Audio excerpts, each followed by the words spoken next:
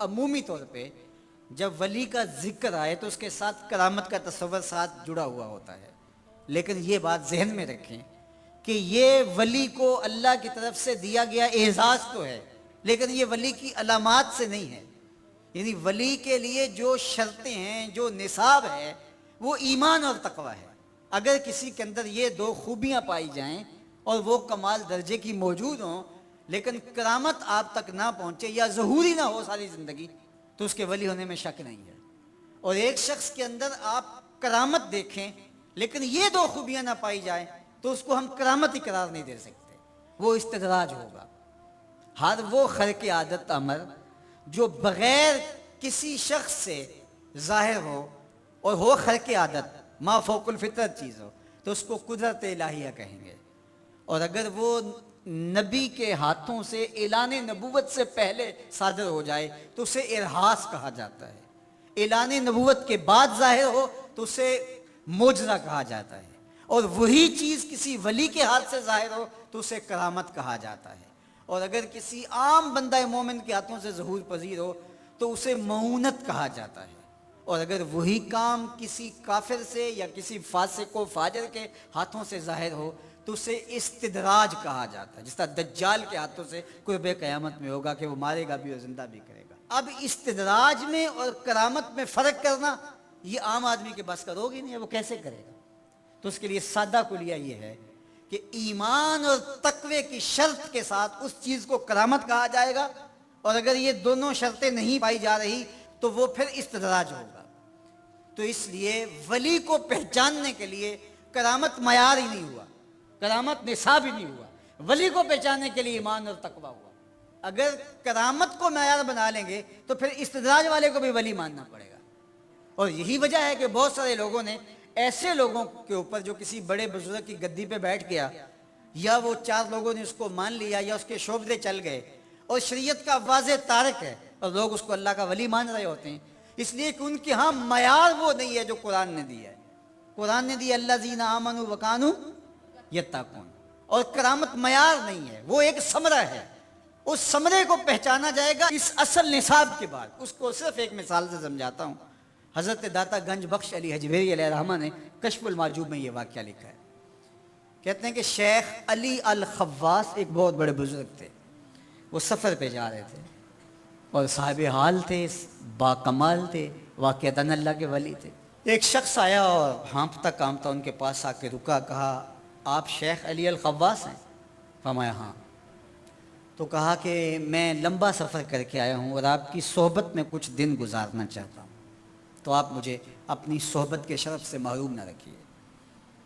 تو حضرت شیخ علی الخواص نے مراقبہ کیا اور اسے کہا کہ مجھے تیرے بدن سے کفر کی بو آ رہی ہے۔ اللہ والوں کو اللہ نے بصیرت کا نور دیا ہوتا ہے۔ اس نے کہا جی میں نصرانی ہوں اور دیار غرب سے آیا ہوں، آپ کی شہرت سنی تھی تو آپ کی صحبت میں کچھ وقت گزارنے کی آرزو ہے، مجھے محروم نہ رکھیے۔ شیخ کہتے ہیں میں نے ٹالنا چاہا، میں نے کہا کہ میری صحبت میں رہنا بڑا مشکل ہوگا، تکلیفیں سہنا پڑیں گی۔ اس نے کہا جی میں گوارہ کروں گا۔ فرمایا ٹھیک ہے۔ کہا کہ میں چلتا گیا اور وہ بھی میرے ساتھ تھا۔ 8 دن گزر گئے، کبھی کھانا ملتا، کبھی 2 لقمے لے لیتے، کبھی پانی پی کے گزر اوقات ہوتی، کبھی گھاس کھا لیتے۔ ایک دن اس کا وجود کپ کپا رہا تھا بھوک کی شدت کی وجہ سے۔ اس نے مجھے کہا شیخ آپ اللہ کے بندے ہیں، میں نے عہد تو کیا تھا کہ کوئی آپ سے مطالبہ نہ کر پاؤں، لیکن اب میری سخت جواب دے گئی۔ تو آپ اللہ کے مقرب ہیں، تو اللہ کے اس قرب کی وجہ سے اس سے دعا کیجئے تو وہ میرے اور آپ کے کھانے کا انتظام کر دے۔ کہتے ہیں کہ میں اس کی حالت کو دیکھ کر کے سجدہ ریز ہو گیا اور اللہ کی بارگاہ میں نے یہ دعا کی مالک اس کافر کے سامنے رسوا نہ کرنا۔ کہا جب میں نے سر اٹھایا تو آسمان سے ایک طبق اترا جس کے اوپر 2 پیالے شربت کے تھے اور 2 روٹیاں تھیں، تو میں نے ایک پیالہ اور ایک روٹی اس کو دے دی اور ایک خود لے لی، اور پھر سفر شروع ہو گیا۔ 8 دن پھر گزر گئے، پھر ایک دن وہی حالت کہ اس کا بدن کپ کپانے لگا۔ تو میرے دل میں آیا کہ روز روز حالت ایک جیسی نہیں ہوتی، تو اس دن تو لاج رہ گئی تھی، تو کہیں آج یہ پھر نہ بول پڑے، تو قبل اس سے کہ یہ بولے میں نے بول کر کے کہا کہ تو بھی عیسائیوں کا بہت بڑا پیر پادری ہے، تو آج تیری باری ہے۔ تو کہتے ہیں جب میں نے اس کو کہا تو اس نے بھی سجدے میں سر رکھ دیا، اور میں دل ہی دل میں سوچا کہ اس کا سجدہ ریز ہونا کیا معنی رکھتا ہے جب ایمان ہی نہیں ہے۔ تھوڑی دیر کے بعد جب اس نے سر اٹھایا تو آسمان سے بھی طبق اترا، جس پر 4 پیالے شربت کے اور 4 روٹیاں تھیں۔ اس نے 2 روٹیاں اور 2 پیالے میری طرف بڑھائے، اور 2 پیالے اور 2 روٹیاں اپنی طرف کر لی، اور کہا کہ کل یا شیخ کھائیے۔ میں نے کہا میں نہیں کھاؤں گا، اس لیے کہ کرامت ہو نہیں سکتی، اور استدراج کا کھانا جو ہے وہ میں کھا نہیں سکتا، چونکہ تم کافر ہو تو میں استدراج کا کھانا کھاؤں تو یہ نہیں ہو سکتا۔ تو اس نے کہا کل یا شیخ، شیخ کھائیے اور میری طرف سے 2 مبارکیں وصول کیجیے۔ میں حیران ہوا، نے کہا کیا مبارکیں؟ اس نے کہا میں نے سجدے میں سر رکھا اور اللہ کی بارگاہ میں عرض کی، اے اللہ اگر اسلام سچا دین ہے تو 2 پیالے اور 2 روٹیاں عطا کر دے، اور اگر علی الخواص واقعی تیرا ولی ہے تو 2 پیالے اور 2 روٹیاں اس کے صدقے سے دے دے۔ تو ایک تو آپ کو آپ کی ولایت کی مبارک ہو، اور دوسرا ہاتھ بڑھائیے اور مجھے اسلام میں داخل کیجیے، اسلام سچا دین۔ تو شیخ علی الخواص کے اس واقعہ کو ذکر کرنے کے بعد داتا گنج بخش علی حجویری فرماتے ہیں کہ علی الخواص جیسا شخص بھی یہاں پریشان ہو جائے کہ خدایا یہ استدراج ہے یا کرامت، تو کہا پھر عام آدمی کیسے فیصلہ کر سکتا ہے کہ یہ استدراج ہے یا کرامت؟ تو کہا کہ اس کو یہی دیکھنا پڑے گا ایمان اور تقوی ہے کہ نہیں۔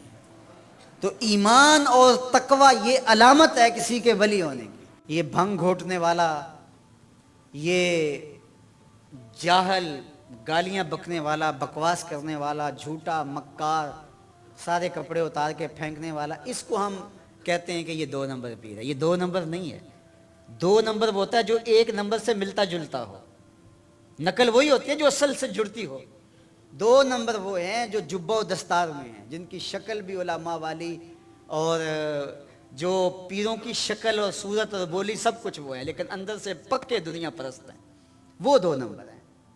آپ نے ان 420 نمبر کو یا 10 نمبر کو 2 نمبر سمجھ لیا، ان گھوٹے والوں کو وہ 2 نمبر نہیں ہیں، ان کی تو شکل ہی نہیں ملتی، ان سے تو کیسے نقل ہوئی اصل کی؟